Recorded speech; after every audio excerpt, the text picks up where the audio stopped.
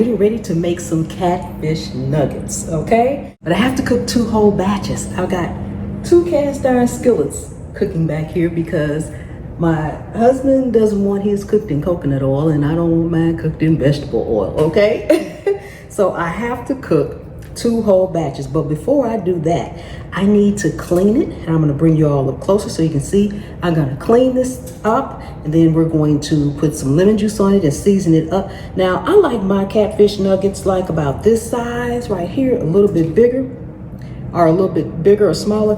This is a small fillet. That's not a nugget, if you ask me personally. So I like to cut mine down. I trim them up, clean them up, and cut them down. So let's bring y'all up closer so you can see how I do this. Okay, so in cleaning my fish off, I like to look and make sure anything like that, all that needs to come off. If you're cleaning your fish, all of that needs to come off. You can pull it off by your hand or you can cut it off. Either way will work.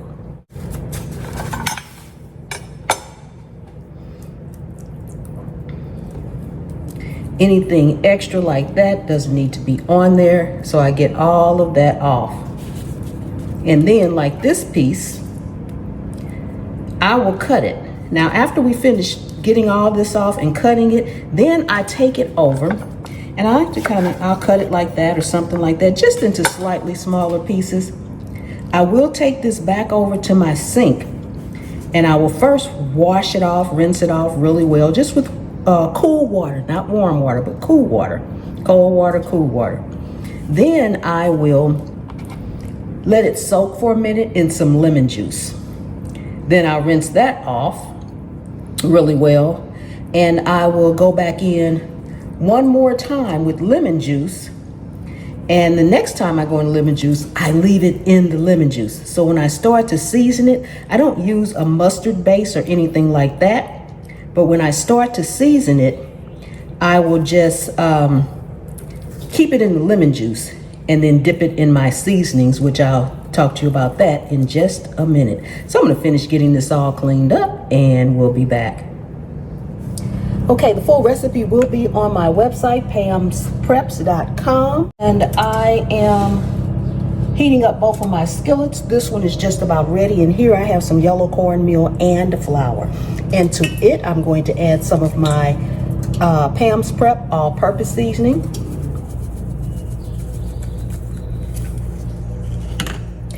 And combine that. Now, I do not like to batter all my fish up and let it sit.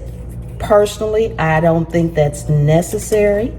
Your skillet needs to be good and hot. You need to make sure it's up to temp, which is about 350 to 375 degrees Fahrenheit. If it's not up to temp, your fish will not be extra crispy, okay? Okay, so both my skillets are pretty much up to temp. The smallest one is really nice and hot right now. So I'm gonna start with it. And I just coat my fish just like that. Nothing special, nothing great. And put it in. See how that's sizzling right away? That's what you want to make sure goes on with your skillets. Okay?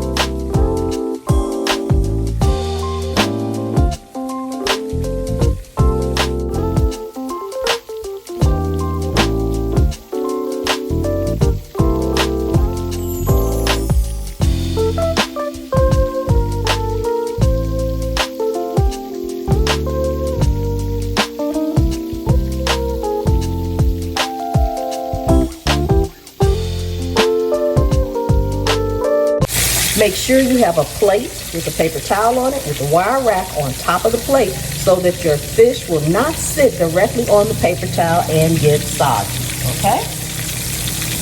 Show you this.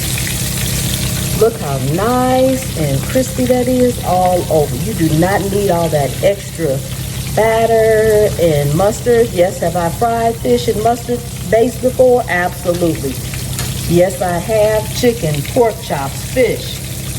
That and mayo base. But honestly, as you can see, it is not needed. Okay. Now that I have all of my fish out of both of my skillets, I need to give it at least a minute to come back up to temp before I drop my next batch, okay? So give yourself a minute before you drop that next batch in, all right?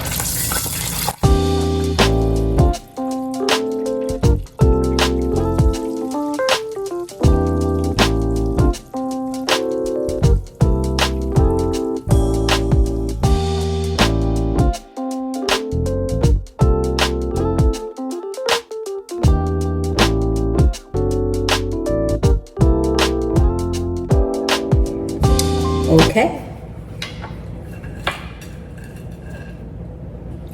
Ooh, we are all done. Look at that. Doesn't that look amazing? Ooh, almost dropped it. Okay. Ooh, now, I don't really know what made the difference. I cooked it in 2 different oils. As I said in the beginning, mine was cooked in coconut oil. His was cooked in vegetable oil. Taste-wise, as you can see, they look pretty much identical, okay? There is really no difference. Both of them are crispy, they have the texture. But the coconut oil is just healthier, okay? And personally, I try my very, very best to stay away from seed oils now. Now, if you look at some of my older videos, you will see me using vegetable oil, canola oil, all kind of oil. I don't do that anymore, okay?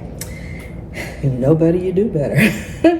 So I use the oils that I use now, my go-to oils: avocado oil, coconut oil, macadamia nut oil, ghee, beef tallow, duck fat, bacon fat, butter.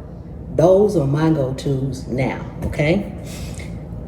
However, yes, I tasted both already. I'm gonna taste mine again for you guys.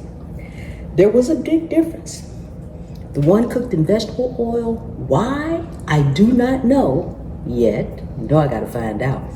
Super salty. Salty. Cooked in coconut oil has a buttery flavor. I am serious. There is, to me, now I know everybody's taste buds are different, okay? But to me, my taste buds, there is not even a hint of coconut. It is a buttery taste. Now, I don't know if that's coupled with the fish that makes it taste buttery like that or what. This is actually the first time I've cooked fish, fried fish in coconut oil, because I don't fry fish that much. I'll bake it, put it in my air fryer. I just don't fry it that much, every now and then. It is delicious. And if you try it, let me know. Now, we'll have the full recipe on my website, pamspreps.com, okay? Oh my goodness. If you are new, welcome, welcome, welcome. Take a second and subscribe to the channel. Let's get to 1.5 million subscribers. For my returning subscribers and my channel members of Pam's Private Pantry, thank you so much for your loyal, faithful support. I appreciate each and every one of you all. Ooh, okay. Without further ado, this is so crispy, so good.